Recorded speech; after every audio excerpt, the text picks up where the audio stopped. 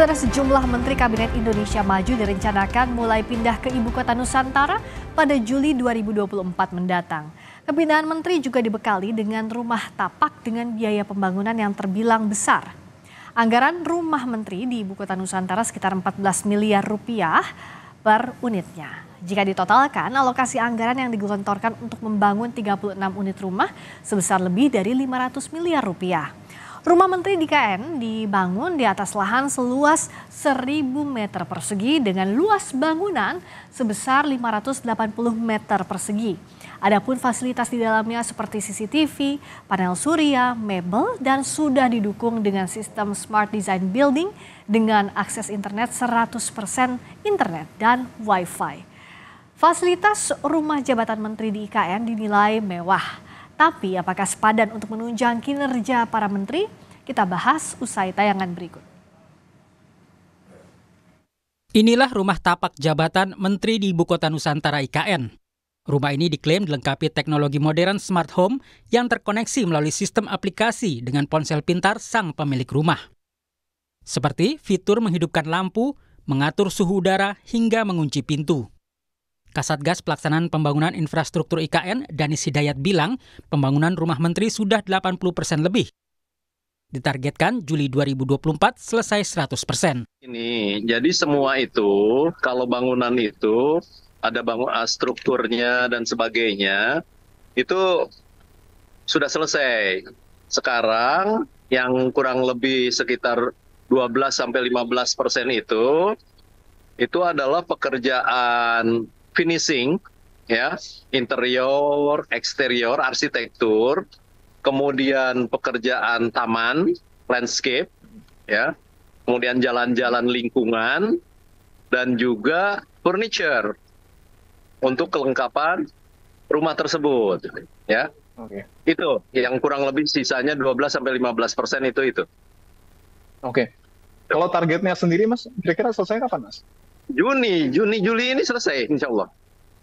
Juni, Juli selesai. Iya. Jika penyelesaian rumah menteri tepat waktu, menurut Menpan RB Abdullah Aswaranas, sejumlah menteri akan pindah ke IKN pada Juli 2024. Salah satunya adalah Menteri PUPR Basuki Hadi Mulyono. Pemindahan tadinya bulan Juli akan pindah ke IKN. Maka Juli sebagian menteri ada yang pindah, termasuk Pak Basuki. Tapi untuk ASN, karena Agustus nanti akan ada upacara di IKN, dan untuk pelaksanaan upacara itu supporting sistemnya sangat besar. Insya Allah September pemindahan, tapi Juli para menteri sebagian ada yang mulai pindah ke IKN. Pemerintah menganggarkan 509 miliar rupiah lebih untuk pembangunan 30 unit rumah menteri di IKN. Dengan demikian, satu unit rumah menteri menelan biaya 14 miliar rupiah. Besarnya anggaran pembangunan rumah menteri di IKN sempat dipertanyakan Komisi 5 DPR saat rapat dengan jajaran Kementerian PUPR Januari 2023 lalu. Ada pembangunan untuk perumahan kementerian sebanyak 500 miliar untuk 36 rumah. Tadi kita coba-coba hitung dengan pimpinan di sini. Kalau 4 juta aja per meter persegi, itu sudah nilainya, luasnya bangunannya itu kurang lebih 3.200, Pak ya. Ya, 3.200-an. Nah, ini nanti takutnya juga, Pak, karena IKN ini menjadi perhatian serius nih oleh seluruh masyarakat Indonesia. Apakah nanti misalnya rumah menteri ini dibangun segitu mewah misalnya? Ini akan nanti ditanya ke Komisi 5 lagi. Bagaimana, Pak, ini dibahas enggak, disetujui atau tidak nih? Contoh-contoh kecil ini, kalau 4 juta per meter persegi ini apakah sudah termasuk dengan interiornya, atau piring mangkoknya, atau rumah itu sudah siap dihuni?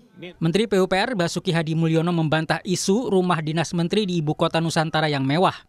Basuki menyebut lebih mewah rumah dinas menteri di kawasan Widya Chandra Jakarta dibanding di IKN. Basuki menyebut fasilitas rumah menteri seperti rumah pada umumnya. Itu lebih kecil daripada Widya Chandra. Oh iya. Tapi mungkin dalamnya gitu Pak kayak terlalu. Fasilitasnya Pak, fasilitasnya.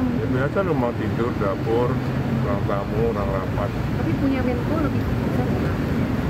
Saya nggak lihat ya, itu sama semua itu 36. Dan itu lebih kecil daripada Widya Chandra, perbandingan luasannya. Basuki juga sempat menyinggung reaksi Menko Marves Luhut Binsar Panjaitan yang kaget rumah Menteri IKN kecil. Basuki menegaskan konsep pembangunan IKN bertema Compact City. Lebih kecil dari ukuran di Chandra. Bahkan Pak Luhut bilang, oh ini kok kecil. Maksudnya bisa dilebar, bisa dibesarkan. Tapi dengan konsep Compact City. Satu unit rumah Menteri di IKN memiliki luas lahan 1.000 meter persegi, sedangkan luas bangunan sebesar 580 meter persegi. Rumah Menteri di IKN terdiri dari 2 lantai dan 1 basement. Lantai pertama untuk area kedinasan, lantai kedua untuk area privat keluarga, basement untuk kamar sopir, kamar mandi, dan ruang jaga. Total ada 8 kamar tidur, 5 kamar mandi, ruang pertemuan, ruang kerja, ruang keluarga, dapur, garasi, dan area barbeque. Rumah para menteri ini mengusung tema open space dengan sejumlah fasilitas, yakni CCTV, penggunaan panel surya, sistem smart design building dengan akses internet, dan dilengkapi dengan mebel lengkap. Menurut pengamat kebijakan publik Trubus Rahardiansah, luas lahan rumah jabatan menteri di IKN cukup untuk menunjang kinerja menteri. Tetapi harga rumah dan isinya dinilai terlalu besar, sehingga perlu dievaluasi. Nilainya menurut saya itu terlalu mahal, karena apa? Perlu dilakukan evaluasi secara menyeluruh agar dapat mendapatkan harga yang lebih nilainya lebih bisa dikurangi dari 14 miliar itu. Apalagi pemerintah sudah menjelaskan bahwa alasan yang digunakan bahwa furniture yang ada di situ berasal dari lokal, sehingga saya kira itu agar tidak terkesan menghambur-hamburkan uang negara dan terkesan adanya penyelewengan anggaran negara, lebih baik itu anggarannya dipersempit lagi, diperkecil lagi. Selain hunian yang juga sedang dikejar pembangunannya adalah kawasan kompleks kepresidenan. Menurut Satgas Pelaksanaan Pembangunan Infrastruktur IKN, progresnya sudah mencapai 75%. Direncanakan upacara peringatan kemerdekaan RI ke-79 tahun ini akan digelar di IKN. Tim Liputan Kompas TV. Rumah jabatan menteri di IKN ditargetkan selesai Juli mendatang. Apakah nilai yang dianggarkan sebanding untuk mendukung kinerja menteri nanti? Kita bahas malam ini bersama pengamat kebijakan publik Agus Pambagio dan Ketua Komisi 2 DPR RI Ahmad Doli Kurnia. Selamat malam Pak Agus, Bang Doli. Malam. Selamat malam. Assalamualaikum warahmatullahi wabarakatuh. Malam, saya ke Pak Agus dulu. Kalau bicara soal kritik, ada yang bilang rumah menteri ini terlalu besar, terlalu mewah, perlu dievaluasi. Sebenarnya kalau dari kacamata objektif, betulkah demikian? Iya, soal luas itu soal lain soal. Terus juga pasti nanti Anda akan tanya, itu terlalu mahal atau tidak. Saya nggak bisa komentar karena saya tidak lihat speknya. Kita harus lihat speknya dulu, 14 miliar itu apa saja. Apa kursinya bisa jalan sendiri, atau bangun sendiri, itu kan berbeda ya. Jadi harus tahu dulu. Soal besar, soal luas itu tidak terlalu penting. Ya. Nah, tapi kalau soal bangunan rumah menteri di IKN, apakah sudah dianggap bisa menunjang kinerja? Kalau dilihat dari Pak Agus, dari pengamat kebijakan publik, apa yang sebenarnya harus diperhatikan sebelum membangun infrastruktur yang nantinya digunakan oleh para menteri bekerja di IKN? Gini loh, ini adalah ibu kota negara baru yang sangat cepat, 2 tahun. Negara lain itu lama, karena kita beli rumah saja kan juga mesti lihat tanah dan sebagainya. Jadi kalau sekarang itu bisa tidak mendorong produktivitas dan saya ragu. Tidak tergantung pada itu. Produktivitas itu kan tidak pada fasilitas itu kan hanya penunjang saja gitu ya. Dan lagi kan menteri tidak sepenuhnya dalam waktu beberapa tahun ke depan di sana terus. Mereka kan pasti akan bolak-balik. Karena beberapa kedutaan di sini, lah ini ada Chamber of Commerce dari mana-mana di sini. Ya, jadi ini kalau tanya soal ini sudah ideal, sudah apa, saya tidak bisa jawab karena itu saya belum lihat speknya. Tapi kalau itu menjadi pendorong menteri kerja lebih baik, saya rasa tidak. Karena banyak hal lain yang harus diperhitungkan bahwa menteri itu kerja dengan baik atau tidak. Karena sistem negara kita ini kan presidensial, lalu banyak sekali partai politik, jadi itu banyak pengaruhnya yang untuk membuat seorang menteri itu berprestasi atau tidak. Kalau bicara soal produktivitas tentu ada banyak variabelnya, Bung Doli. Tapi bicara soal pembangunan infrastruktur untuk penunjang menteri bekerja di IKN, ini apa yang jadi pertimbangan sehingga spek yang sekarang, yang saat ini sudah dibangun dan akan segera ditempati itu memang efektif? Ya, kalau kita dapat informasi tentang pembangunan itu ya, Ya kami juga waktu itu Komisi 2 pernah berkunjung ke sana, sudah lihat beberapa pembangunan termasuk kawasan kompleks rumah kementerian ini. Nah kalau dilihat dari fasilitas, maksudnya besar tadi misalnya, saya kira apa yang disampaikan oleh Saudara Menteri PUPR itu benar. Mungkin jumlah atau luasnya lebih kecil dibandingkan dengan apa yang sekarang ada di Jakarta. Nah kalau soal fasilitas, tentu saya kira kan pada saat pembangunan daerah di Chandra dengan Pasar itu kan berbeda. Kita kan sudah masuk di daerah digital dan segala macam itu ya. Nah apakah itu yang membuat misalnya tadi harganya dinilai cukup mahal, ini yang saya kira nanti harus dicek ya. Nah kalau tetapi begini, saya yakin ya kan IKN ini juga menjadi sorotan banyak orang. Bang Doli, tampaknya komunikasinya terputus. Kita perbaiki dulu komunikasi dengan Bung Ahmad Doli Kurnia. Saya ke Pak Agus dulu. Jadi tadi semua kita mengamatinya. Oke, Bung Doli sudah terhubung lagi? Sudah, ya. Oke, silakan. Jadi karena ini menjadi perhatian kita semua, saya kira juga kawan-kawan di otoritas IKN, kemudian juga di PUPR dan pemerintah lah khususnya, saya kira membangun juga dengan cermat dan hati-hati ya.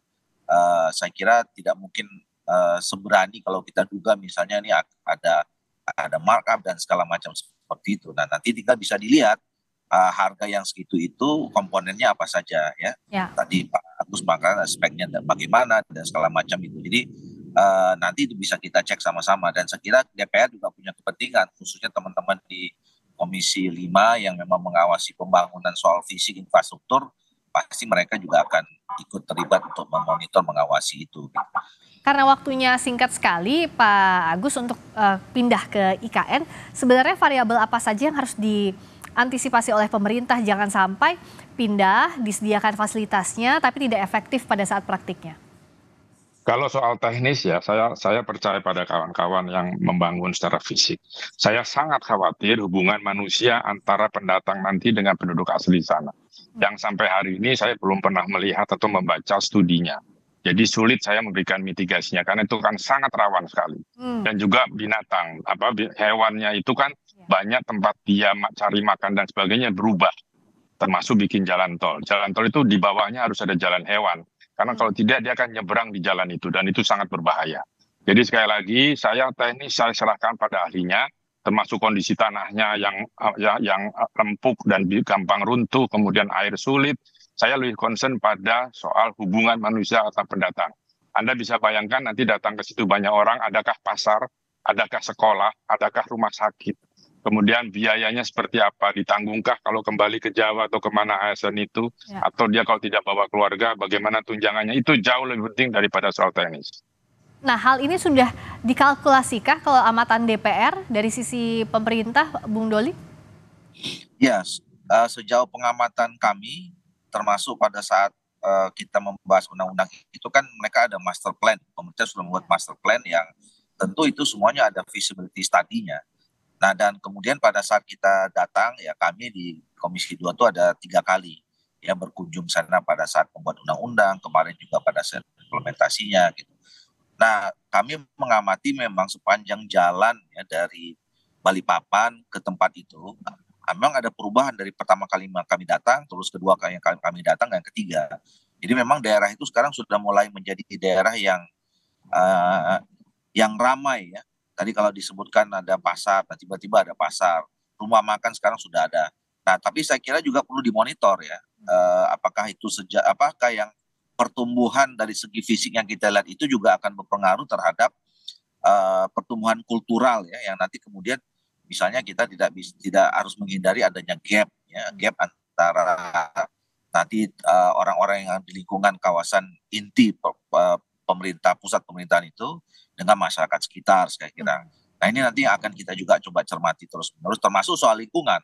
Ya, betul, itu yang penting SDM dan juga lingkungan. Nah bicara soal SDM ini Pak Agus, bagaimana kalau kita lihat plan sementaranya adalah Juli sebagian menteri pindah ke sana, termasuk Pak Basuki nanti yang paling awal, lalu ASN-nya bertahap sampai ke bulan September. Ini kan ada gap juga nanti apakah efektif atau tidak kinerja kementerian selama proses transisi ini. Nah, dalam proses transisi, dalam pemindahan ibu kota negara, apa yang semestinya diperhatikan lebih banyak lagi oleh pemerintah, Pak Agus? Harus membuat checklist ya, dan di checklist sama sekali. Saya ambil contoh, New Cairo itu hanya 40 km jaraknya dari Kairo. Itu selesai 2017 sampai hari ini belum ada yang ke sana. Nah, oke, sekarang mau pindah. Itu sekali lagi peraturannya belum dibuat, sedang dibuat. Tadi saya juga on air dengan Pak Menteri Pan RB dan sebagainya. Ya. Itu sedang mau dibuat. Jadi saya hanya bilang mohon pemerintah jangan tergesa-gesa. Karena kalau tergesa-gesa nanti mitigasinya akan sangat sulit sekali. Dan itu dana sudah banyak di situ. Saya nggak tahu nanti ganti presiden ini apakah presiden itu akan meneruskan, seberapa kenceng dia meneruskan, dan seterusnya. Ini yang perlu dibuat checklist yang sepanjang mungkin sehingga satu-satu bisa dimonitor. Ya, bagaimana DPR terakhir Bung Doli untuk mengawasi agar checklistnya betul-betul terlaksana, nggak terburu-buru sehingga mitigasinya bisa disiapkan dengan lebih matang lagi? Bang Doli? Oh, tampaknya terputus sambungan dengan Bung Ahmad Doli Kurnia. Baik, Bung Doli, bisa mendengar suara saya sekarang? Sudah bisa tersambung lagi kah? Baik, oke. Tampaknya terputus, tapi tadi yang jelas ditegaskan oleh Pak Agus Pambagio bahwa harus betul-betul diperhatikan betul checklistnya, jangan sampai asal cepat, tapi nantinya ada kasus gagal lagi seperti beberapa ibu kota baru di negara lain. Kita tidak harapkan itu. Yang jelas harus disiapkan dengan matang sampai betul-betul pemindahan seluruh ASN juga bagian pemerintahan bisa berjalan dengan baik. Terima kasih Pak Agus Pambagio, pengamat kebijakan publik. Sebelumnya ada Ketua Komisi 2 DPR RI, Ahmad Doli Kurnia. Selamat malam.